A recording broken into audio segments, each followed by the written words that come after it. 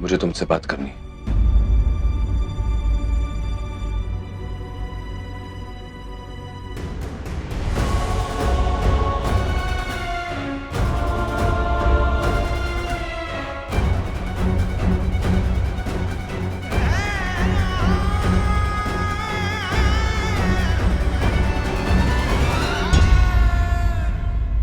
जो कहना है यही कहो।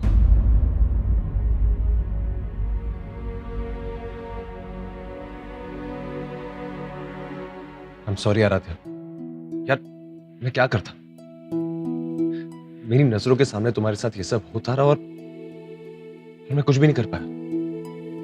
क्या करता? तुम्ही ने मना किया होता कि मैं हेल्प ना करूं। आराध्या यार, मैंने जो भी बातें तुमसे की मैं वो सब निभाऊंगा।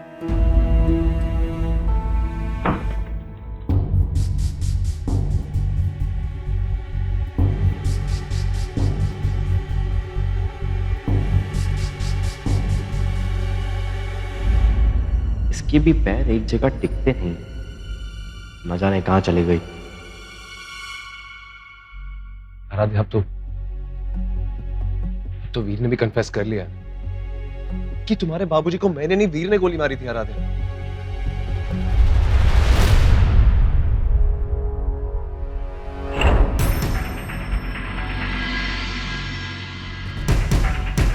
आई जस्ट होप कि वो सुनने के बाद तुम्हारे दिल में मेरे लिए नफरत थोड़ी कम हो गई होगी।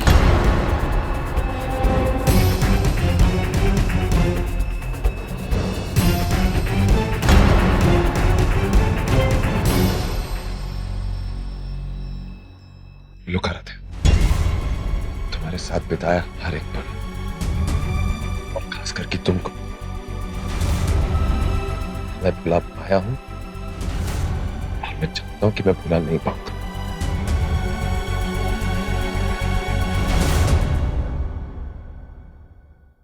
Aaradhya, I just want you back in my life. Just shut up. Of course तुमने बाबूजी पर गोली चलाई थी। वो अलग बात है कि तुम्हारी गोलियों से उनकी मौत नहीं हुई थी क्योंकि उन्होंने बुलेट प्रूफ जैकेट पहन रखी थी। पर मेरी नजर में तुम और वीर इक्वली गुनहगार हो। I hate you. मैं तुमसे बहुत ज्यादा नफरत करती हूँ और आइंदा मुझे छूने की कोशिश मत करना। काम डाउन यार, देखो सब सो रहे हैं अंदर। Look, I understand तुम अपसेट हो मेरे साथ, I get it, बट मुझे एक बात बताओ, क्या तुम्हें लगता है कि तुम्हारी इस घर में कोई इज्जत है? क्या किया शमशेर ने अभी? कमरे के बाहर धक्के मार के निकाला तुम्हें। इस घर में जो मान सम्मान, जो इज्जत तुम्हारी होनी चाहिए वो नहीं है। और फैक्ट मैं ये कह सकता हूं कि ये मान सम्मान, ये इज्जत इस घर में तुम्हें मैं दिला सकता हूं, शमशेर नहीं। ये जो रिश्ता है ना तुम्हारा शमशेर के साथ, इसका कोई मतलब नहीं है, ढोंग है ये सब। ऐसा तुम्हें लगता है कि रिश्ता ही मेरी जिंदगी है। भाभी हूं मैं तुम्हारे बड़े भाई की पत्नी। मर्यादा में रहोगे तो तुम्हारे लिए बेहतर होगा। तुम्हें क्या लगता है ये जो शमशेर और तुम्हारे बीच है ये शादी है? मैंने कहा ना मुझे छूना मत। आराध्या, बंदूक के नोक पे फेरे लिए गए तुमसे, जबरदस्ती तुम्हारे मांग में सिंदूर भरी। तुम्हें लगता है ये सब तुम्हारी शादी है शमशेर के साथ? शमशेर ने जो भी किया है तुम्हें बेइज्जत करने के लिए किया है, शादी के नाम पे। ये कोई शादी वादी नहीं है। इज्जत करने के लिए शादी की गई थी, पर अब मैं उनकी इज्जत हूं। पहले तो मैं ये शादी अपने बाबूजी के लिए निभा रही थी क्योंकि मैंने उन्हें वादा दिया था, पर मौत के मुंह से लौटकर आने के बाद मैं ये शादी अपने लिए निभा रही हूं क्योंकि मेरा दिल चाहता है।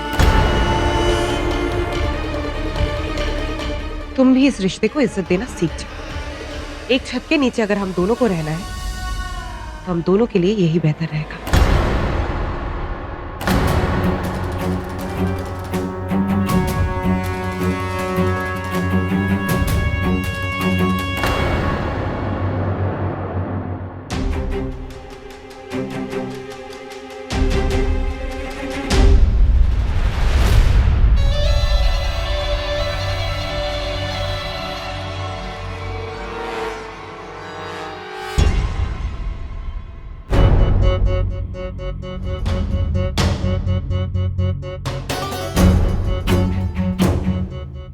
ये आजी बुआ के मन में चल कर रहा है?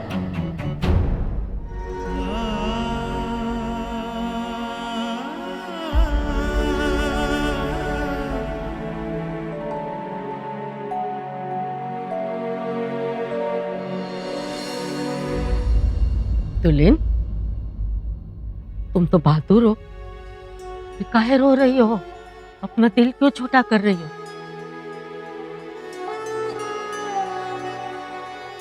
आप नहीं जानती अभी थोड़ी देर पहले यहाँ पे क्या हुआ। जानते हैं, सब जानते हैं। और ये भी सुना है हमने कि कौन चुनौती भंवरी उछाली है तुम्हारी तरफ और कौन चुनौती उछाली हो तुम उसकी तरफ। दुल्हन, तुम्हें सचमुच लगता है कि शमशेर में कोई इंसानियत है कि तुम उसे निकाल पाओगी?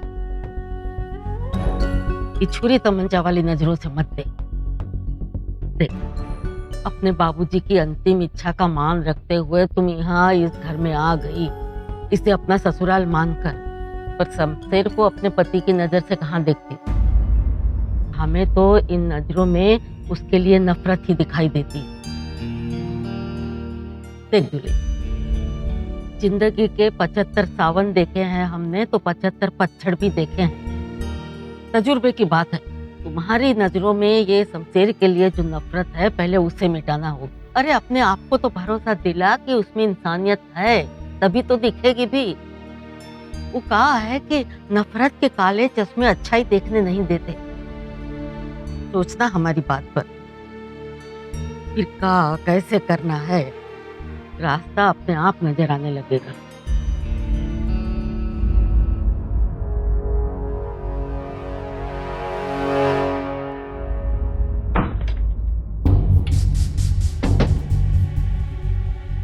तत्तू, तत्तू, तत्तू उठो ना, कब सोते रहते हो? बस उठो। हाँ हो गया भाई। तत्तू, हमारी प्लानिंग सक्सेसफुल। आपको पता है अर्जुन भाई है ना, आराध्या को प्रपोज किया और शमशेर भाई ने उसे देख भी लिया और हाजी बुआ ने भी देख लिया। अब तुम बहुत मजा आने वाला है तत्तू, बता नहीं सकते कि हम कितने खुश हैं, कितने एक्साइटेड हैं। बात मतबली कि हम सही सपना देख रहे थे। सही टाइम शुरू हो गया मुनमुन। वहां भीड़ ने सब कुछ उगल दिया, लेकिन जब अपने बारे में बताने की बारी आई तो मिट्टी हो गया और अपने लिए सब कुछ सोना कर गया। मचा गया ये घर में हड़कंप। हड़कंप नहीं दद्दू, अब तो हमें लगता है कि यहाँ पर ज्वालामुखी विस्फोट होने वाला है। सच कह रहे हैं, जो देख के आ रहे हैं ना, उससे तो साफ साफ यही लगता है कि अब ये दोनों भाई लड़ते रहेंगे और आजी बुआ बेचारी इन्हें संभालती रहेंगी और हम सारा दीमक की तरह इन्हें खोखला कर देंगे। और फिर एक दिन ये सारी सियासत, ये सारा कारोबार, ये सारी मिल्कियत हमारे नाम होगी।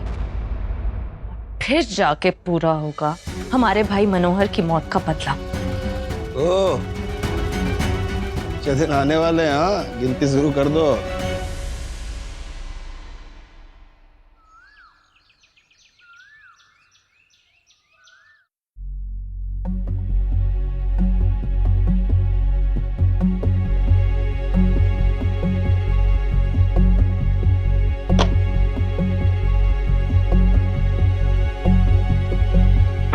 लल्लन,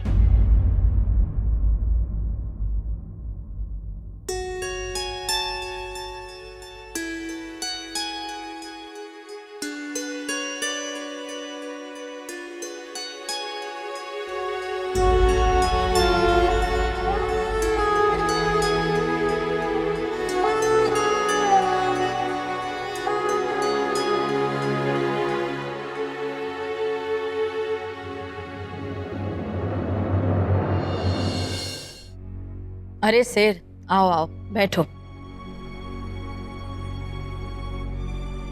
दरअसल तुमसे कुछ काम की बात करनी थी। हम सोच रहे हैं कि रसभरी को अब दिल्ली, नोएडा तक ले जाएं। क्या ख्याल है? इससे अच्छी खुशखबरी की बात कोई हो ही नहीं सकती। आज ही मैं सुबह सुबह वो भी आपने कह दिया, हम आज से ही काम शुरू कर देते हैं और वहाँ लोगों को इन्फॉर्म कर देते हैं। पूर्वी उत्तर प्रदेश में तो रसभरी का बोलबाला है, हम थोड़े ठंडे पड़ जाते हैं जब दक्षिण की बात आती है। देखो, अगर रसभरी को आगे बढ़ाना है तो उत्पादन बढ़ाना पड़ेगा। बस एक दिक्कत है। कैसी दिक्कत आजी माँ, बताइए, हम उसका भी हल निकाल देंगे। दरअसल दक्षिण आजमगढ़ में सब रहते हैं किसान, खेती बाड़ी करते हैं, अनाज उगाते हैं और अपना पेट पालते हैं। तो वैसे ही वहाँ शराब पीने में किसी को कोई ज़्यादा दिलचस्पी नहीं। दूसरी बात कि हमें चाहिए उनकी जमीन। बगल में नदी है तो हमारी पानी की समस्या भी चली जाती है। लेकिन अब ये जो किसान हैं बड़े प्रेम प्यार से हमें जमीन हमारे हाथों में थमा तो देंगे नहीं, मनाना पड़ेगा।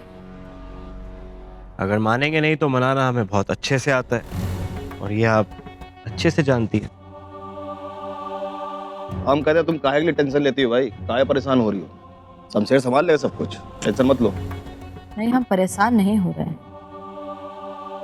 हम तुमसे पूछना चाहते हैं कि तुम ये काम करना चाहोगे भी? कैसी बात कर रही हैं आजी माँ, आपने कह दिया मतलब काम हो जाएगा। आप बस एक काम कीजिए, अपना आशीर्वाद दीजिए हमें और हम आज से ही जाते हैं, काम आज से शुरू करते हैं।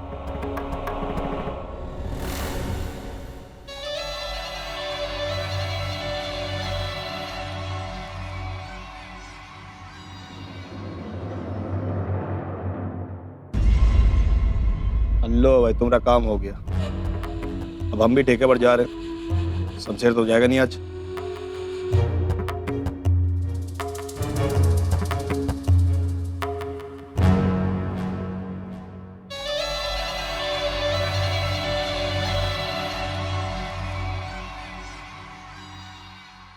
तो देखो क्या करने जा रहा है शमशेर। तौबा तौबा, पाप, घोर पाप। बेचारे गरीब किसानों की जमीन हथिया लेगा वो, और तुम कुछ नहीं करोगी।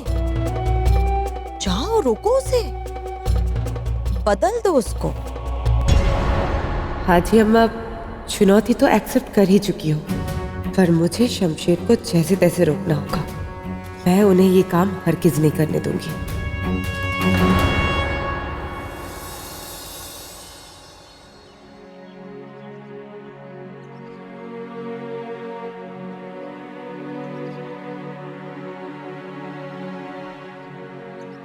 हाँ, उसे सिडेटिव्स दे दी है मैंने। जब तक वो सोता है उसे सोने देना। या you do have a great day. Bye. चल bye, I call you later. Sorry, आपसे बात करने का टाइम ही नहीं निकाल पाई। कॉलेज से यहाँ आई तो होली के दूसरे ही दिन एक एनजीओ ज्वाइन कर लिया था। काफी काम रहता है वहाँ, इसीलिए। I can understand. पढ़ी लिखी हो, अच्छा काम कर रही हो, वेरी गुड। काफी कुछ बदल गया है ना?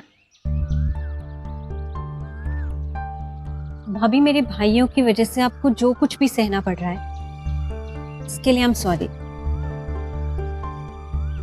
You don't be sorry. वैसे मैं फोन पे सुन रही थी तुम किसी को सेडेटिव्स देने की बात कर रही थी। I hope everything is fine. वो मेरी एनजीओ में एक पेशेंट है। He gets really edgy in the nights. I mean, कब क्या कर बैठता है किसी को नहीं पता होता, तो इसीलिए उसे बस थोड़ा सा संभालना पड़ता है। इसीलिए नाइट शिफ्ट्स कर रही हूँ। भाभी, वो मुनमुन दी का फोन आया था रात में और उन्होंने बताया कि आपके और अर्जुन भैया के बीच। भाभी, I just want to tell you that I am with you. आप किस दर्द से गुजर रही हैं वो मैं समझ सकती हूँ। नहीं, रोना नहीं है। आपको जब भी जरूरत पड़ेगी आप मुझे अपने साथ खड़ी पाओगी। ख्याल रखिए।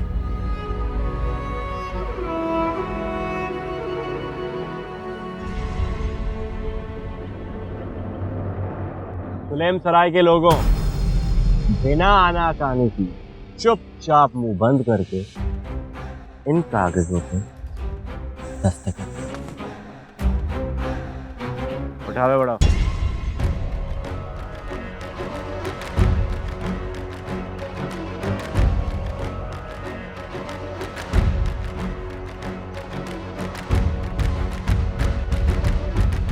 ठाकुर साहब, ये ज़मीन जो आप हमसे लेना चाह रहे हैं यही एक हमारी ज़मीन है। इसके सिवा हमारे पास कुछ भी नहीं है और इसी ज़मीन पर हम खेती बाड़ी करके 2 वक्त की रोटी कमाते हैं और ये हमारे पुरखों की निशानी है।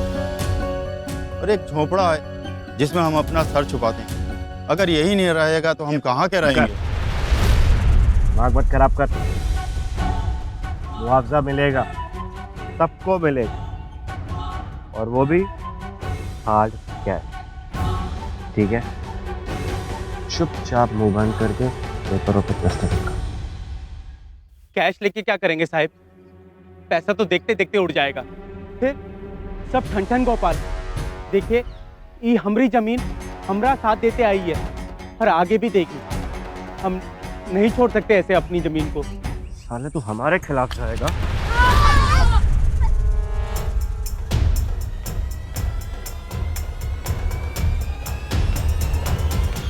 भाई बाप, आप इन्हें गोली मत चलाइए, ये दस्तखत कर देंगे। इनसे गलती हो गई, हम आपके पैर पकड़ते हैं, इन्हें माफ कर दीजिए, माफ कर दीजिए इन्हें। चल जा, माफ किया इस बड़बोले को। लेकिन एक बात ध्यान रहे तुम सब लोगों को, कल सुबह 11 बजे तक का वक्त देते हैं। 11 बजने से पहले इन कागजों पे दस्तखत हो जाने चाहिए सब। अगर दस्तखत ना हुए किसी के तो अंगूठा लगा रहे। अगर अंगूठा नहीं लगाओगे तो साला अंगूठा काट के सीधा रजिस्ट्रार के पास ले जाएंगे।